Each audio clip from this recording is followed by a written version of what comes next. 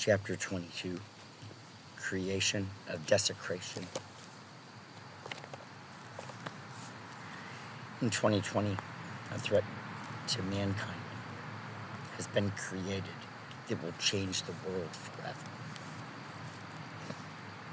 Its secret use by a powerful and wealthy group silently builds in strength and support.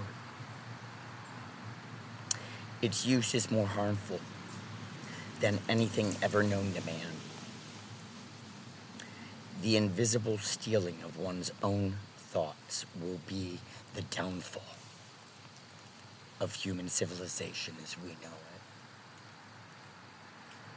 it. An invention thought only science fiction today threatens all of mankind's future the longer it is kept secret. The danger builds each passing day that the truth is not realized or believed. A desire by the Maker, not our Creator, will forever change everything on the face of the globe. He is the devil for using it and gaining support from people who want to use it. He is the devil for wanting to know what someone else thinks and not just acts like a god, but has the godlike ability to know what only he, capital H, should, what I think.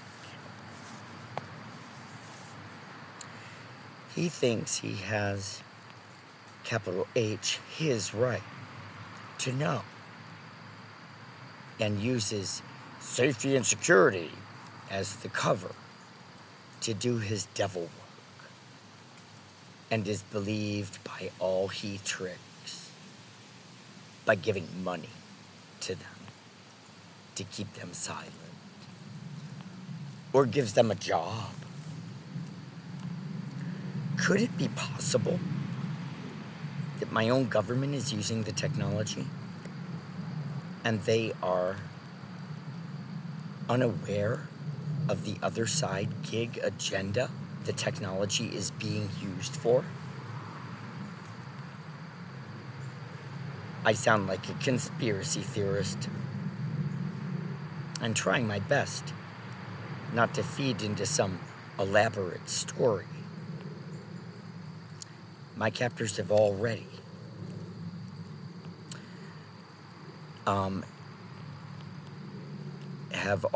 made me respond in ways that are fitting for their projection and against odds, stacked heavily against me. I am for the most part free, even if I am still a slave to people I may or may not ever know. I was plucked from the population to suffer, and by the statistics, have my life so horribly altered that one decade compared to the next looks radically different, and all not by my own choosing, but rather theirs. To call all the profound changes in my body, many I'm not even aware of yet, to all be caused by a drug is an insane and highly irrational conclusion to draw.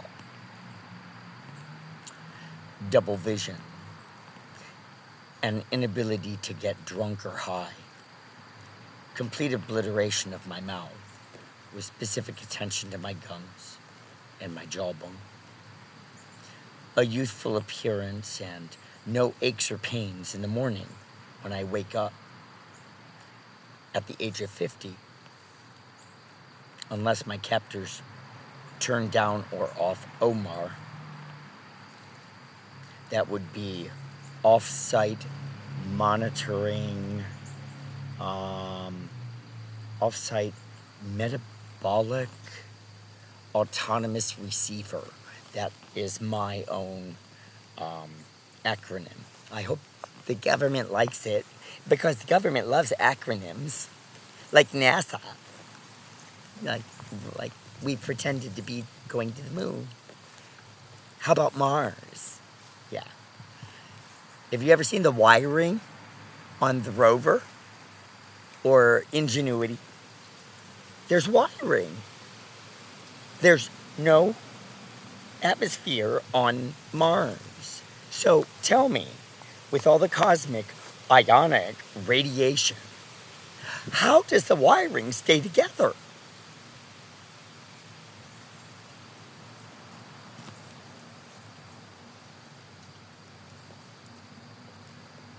It's the Southwest Desert on some base where they probably comb the sand so that it's smooth and tamp it down with a flattener or whatever it's called, so that it takes away the weathering, the wind weathering, the little waves like you see in a desert. That's because of wind. There's no wind on Mars. So how do you see signs of weathering on the surface?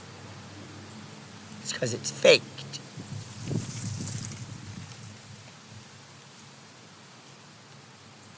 So take that, government. You destroyed me. Now it's my turn. You don't want to help? Fine. I'll help myself. And I'll gain support. Because your crap is done.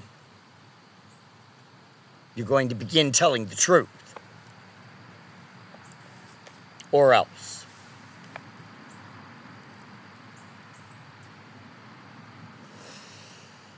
I apologize to anybody nearby who was scared or worried about hearing truth. You don't like it? Call the media.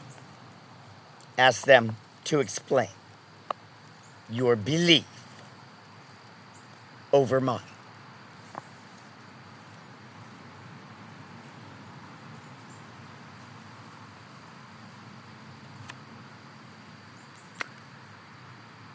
My captors have already made me respond in ways that are fitting for their projection. And against odds stacked heavily against me, I am for the most part free, even if I am still a slave, to people I may or may not ever know. I was plucked to suffer from the population, and by the statistics have my life so horribly altered that one decade compared to the next look radically different, and all not by my choosing, but rather theirs.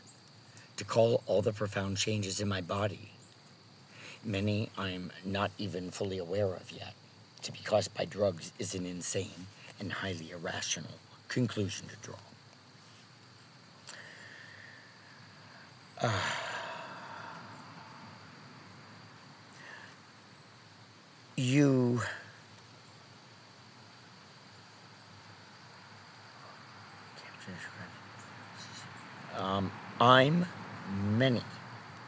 I'm angry that my captors claimed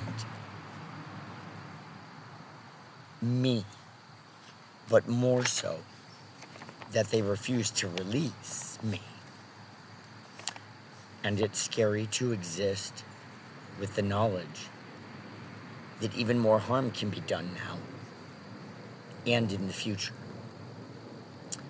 My captors play this game where they say everything that is and has been happening, I've done to myself.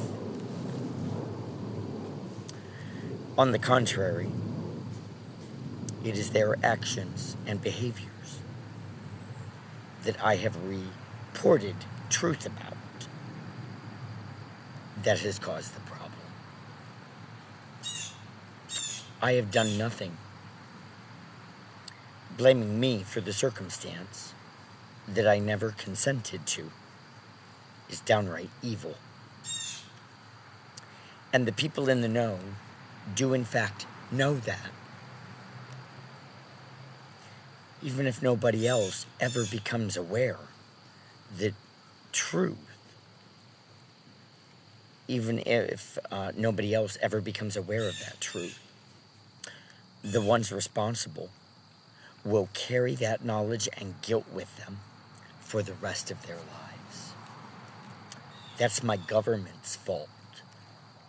My government turns good people into guilty, sinning murderers and coin it a job. That's horrible. My government should not be doing that to people. The creation of desecration has been created by man, or is being used by man. It is up to us to decide if we will tolerate this presence in our world, or will banish it and preserve God's creation, the earth and all its living creatures, for ourselves and dozens of generations to come. We make tools to help and weapons to kill.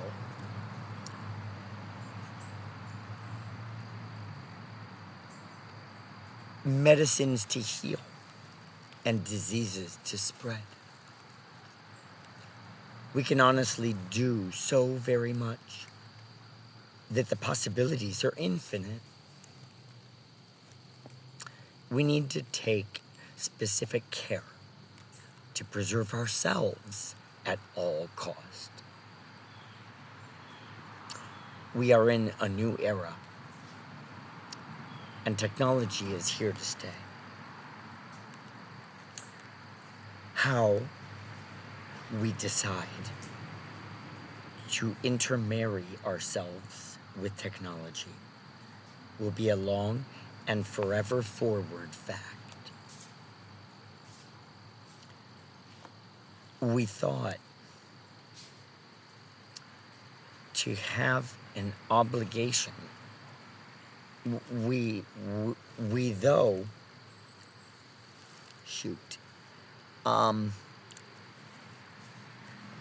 still have an obligation to our Creator first, to keep consistent what He created, because we are made perfect already, and in the likeness of Him. If we were meant to be inside one another's heads, He likely would have made us that way.